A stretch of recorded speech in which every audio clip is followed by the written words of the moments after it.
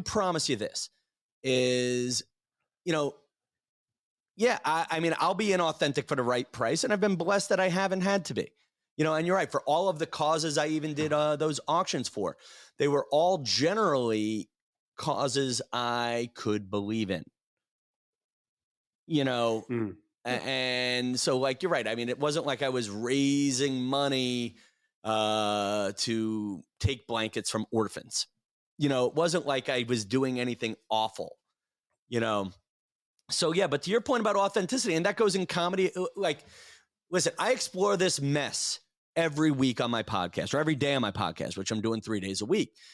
And I've been joking about the podcast lately is I can't decide if it's about personal growth and fun, or if it's just me putting my midlife crisis on the table. I have had very authentic moments on the podcast where I've been, I don't want to say borderline suicidal, but man, it comes off that way. Now, I'm very authentic. Is that what I should be putting out? Now, for me, the nice thing about having having the podcast be small and intimate is I don't care right now. But I'm starting to hit this point now where my family is starting to discover I have a podcast again. So now do I really want my niece's boyfriend to know that Uncle Tommy can't find a girlfriend?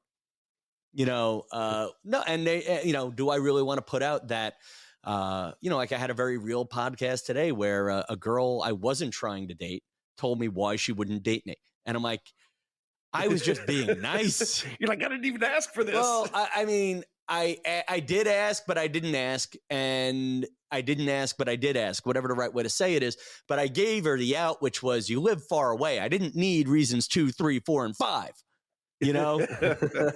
Like it was, and that's what it was. It was like, I asked, I'm like, hey, she was saying something about how she can't find the right guy. And I think my line was, well, I'd date you, but you live far away. And then her line was, well, I feel like we'd just be friends anyway. And I go, really? Why? And she goes, well, I feel like you're not making enough money. You are shorter. You're a little bit older. You're this, you're that. And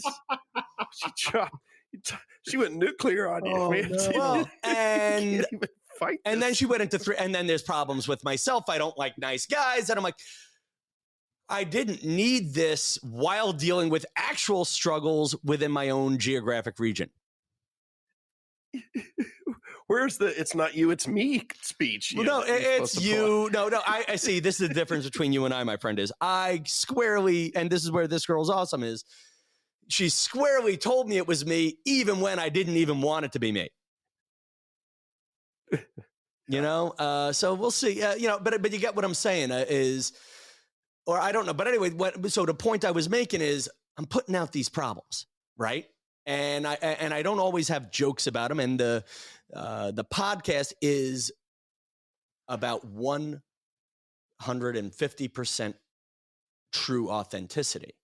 And I would argue with you guys, do you really need to be 100% authentic, or do you have to be authentic to the overall mission? Or I'll add you a third question for making decisions is, you have to decide what mission you're being authentic to. And for those of you still listening to this podcast 45 minutes in, I'm not giving you answers anymore. I'm giving you questions to ask yourself. And when you come up with your own answer, you guys can send those answers to me, tomkellyshow@me.com, because I don't have them. And I guess I ask you guys that is like, listen, what are you too authentic to? I would say that we're authentic to the mission of to the core belief that started this podcast, which is that we believe that decision-making is the foundation of success. And if I can improve my decision-making and the decision-making of other people broadly, we can improve their relationship with everything in their life, including what we spend our time and our energy on, which is money. And with respect to money, I've got another belief behind the way that I interact with that and the way my clients interact with that, which is that money is purely a tool we can use to achieve so much more than what we are conditioned to believe. A lot of our relationship with money, particularly in Western culture, is very materialistic. It's what can I get what can my money do for me? What can my money purchase for me? what plane can my money send me on? What can I acquire? What earthly possessions can I receive with the dollars that I have? And we can transform our wealth to significance if we purposefully apply those dollars not to specific goals, which is what the industry bangs our heads on, but if we can apply those dollars and that wealth that we've created to our values, we can achieve significance that transcends the success of simply meeting a goal over and over and over and retiring at 60 and being really happy about it. Okay. Yeah, and I think there's an authenticity when we talk about that as being aligned with understanding. Tom, you were talking about deciding who you are, and I think that's actually the first thing to figure out is what are your values, what's important in your money, for you, and then that makes once you've established the goals, that makes decision making easier because you've figured out the basis upon which you're making decisions. You figured out what decisions are going to move you closer to that objective that you're seeking. And so that's the thing that I want to try and be authentic with, or that I get authentic with my clients is helping them understand what is it that's important to them, what is it that we're constantly striving for and wanting to accomplish. And many times it's not those material acquisitions. It's sort of this core feeling of, I want to feel secure, and that's really where people sort of open up to me in the discussions that I have. And I know the same with Sanger is a lot of times they shield that, and they say, well, I just want to make more money. I want to, buy this stock and do a better job there, get a better return and beat the market. And that's actually not what they want. And they're being inauthentic. They don't even know it because it's something deeper than that. It's something more profound than that. And so that's, to answer your question, what are we trying to be No, authentic about? and if I'm being real, and I probably should have been more authentic earlier in my conversation about how authentic I am. I have trouble making decisions. Frankly, folks, I'm the absolute worst guest for this damn podcast. I should be actually asking you guys for more advice than giving it. I am authentic to who I am.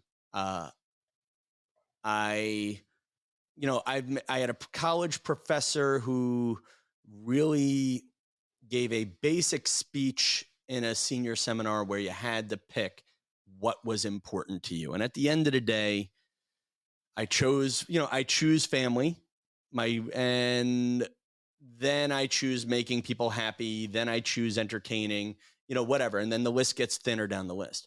But when it comes to other decisions, I get paralyzed. Financially, I have a lot of cash. I have a lot of money in with an advisor.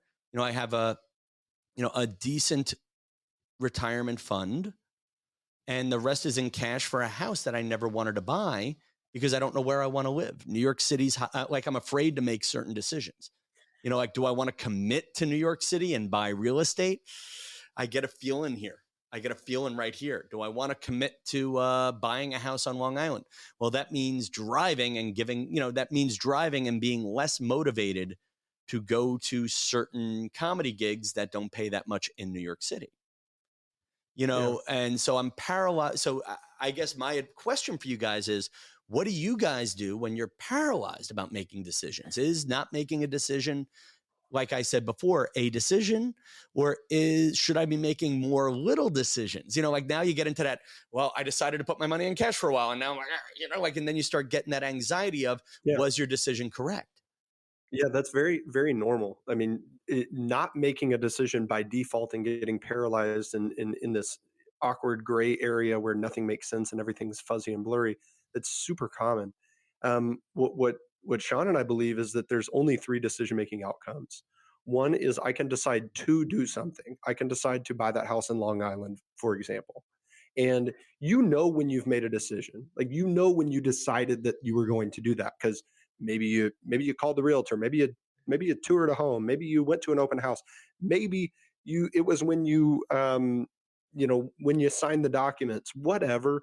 When there was a moment where you committed to purchasing that property because there's a clear next step in the process. you can decide not to do it. You can say, oh, hell no, I'm not going to move there. And there's a lot of decisions that you've made that are no longer weighing on you where you decided not to do something. And deciding not to do something is very clear because there is no next step. Sometimes, if the decision is to not pursue something, there's zero next steps. And so now I have no anxiety because I decided not to do it. The problem where people get hurt is to not decide. And we've made no decision. The struggle that I've found for people in that space is that they haven't properly aligned the particular decision they are faced with the initial first question, which is a question you even posed. Who am I? I've got to decide who I am and what matters to me. What do I ideally want to pursue? Not in a tangible earthly manner. Not am I someone who lives in Long Island? No, that's not an image that I can make of myself unless it's within the confines of something larger. So who do I really want to be? And that's broad. That's emotional and that's values based. Maybe I want to be someone who is I want to be and live a life that puts my family first. Okay, where does my family live? My family lives in Long Island. Okay, well now I've got 1 point for Long Island. Right. Yeah. And I'm making some assumptions about your particular scenario. I'm not trying to give you necessarily direct advice on this issue. But I think it always starts with who I am. Who am I? And that can inform those decisions. But we've learned a lot of tips from people who we've brought on as guests to the show. And there's one thing I've learned is that there's so many pearls of wisdom, but not one definite process for how to make choices, because choices can be so different and decisions can be so different. Making a decision about what to wear this morning is obviously going to need a different process than compared to how to invest my money or whether to purchase a home in this city or not, or whether to move here or there. But the one thing that's common is that question. Well, what about now? My question for both of you is, when you make a decision to not make a decision and you start to realize that not make a decision might have been the wrong decision. So what would indicate to you that it was the wrong choice? Oh, like an easy one, not buying real estate 3 years ago, not buying real estate 2 years ago. This is a great question. So it would depend on that is a classic trap that people fall into, which is we judge a decision we've made based on the outcome. Now, if you were making a decision about real estate investing purely based on a speculative market outlook, right? Hey, I've got a random $50,000 that I'm going to put into something. What do I think is going to go up, down, and sideways over the next 3 years? And you made a decision based on that as a purely analytical decision. Yeah, you're right. Maybe that would have been a bad choice. Most of the time when people talk about that type of decision making, they're not talking about it from that point of view. They're saying, hey, should I buy a home in the area in which I live? And so let's create a profile of someone who did not purchase a home 3 years ago, but considered it. Right. Well, let's think of all the reasons why they might have not chosen, because I'm assuming that they decided not to, not that they simply didn't decide. Well, if they decided to not purchase a home 3 years ago, there's a lot of reasons why they might. Maybe I'm not sure if I'm going to live here in 3 years. Okay, that's a very good decision, because if you're going to move and you have to sell your home, well, now maybe you've got to pay capital gains tax if you didn't live in it for long enough. If you're going to move across the country to a new area, who knows if you're going to be able to sell this house at a gain when you do leave. There's a lot, and maybe you're tying up too much money that makes that move difficult. Oh, that alone is a good reason to not purchase. Maybe I didn't purchase the house 3 years ago because I wasn't in a good financial position, even though I was planning to stay in the same area. Okay, well, the risk of buying a house 3 years ago to this person would have been, if the toilet breaks, they're in credit card debt. Or if You know, Mhm. if maybe they're not quite able to make the mortgage, they gotta hope and pray that they keep their job, and if they lose their job, they're going to be out on the streets. Man, those are very, very, very good decisions to not purchase that property. But then they get 3 years in the future, they look at home values and they go,